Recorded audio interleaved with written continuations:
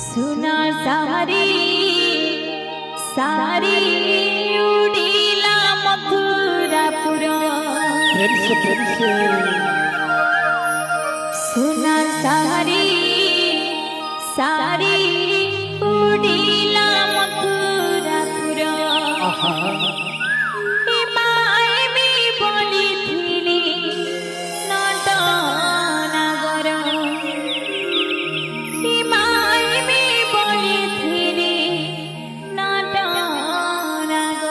राधे राधे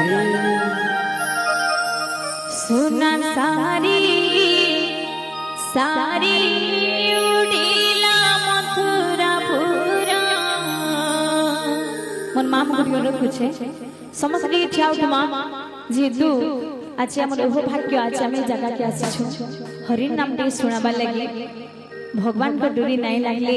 भगवान कर काम रे केही भी नियोजित हे नहीं पारो तो जेहेतु आसीछु इटा होचे हरि दरबारे हरि कथा मृत समस्त को अनुरोध करमी भजन माध्यम रे से भगवान का नाम रे समस्त टिके झुमी जिमा बोली वृंदावन हरि लाल की जय हो मोर मां को अनुरोध करमी साडे समस्त बसे छ टिके ठिया उठा समस्त बोल भाई प्रेम से राधे श्याम खाली मां बोले नहीं आज्ञा मुझे अनुरोध बोल भाई प्रेम से राधे श्याम तिकी तिकी तड़ा तिकी तिकी तड़ा तिकी तिकी तड़ा तिकी तिकी तड़ा तिकी तिकी तड़ा तिकी तिकी तड़ा तिकी तिकी तड़ा तिकी तिकी तड़ा तिकी तिकी तड़ा आहा तिकी तिकी तड़ा तिकी तिकी तड़ा तिकी तिकी तड़ा सुना सारी सारी उड़ीला मथुरापुर सुना सारी सारी उड़ीला मथुरापुर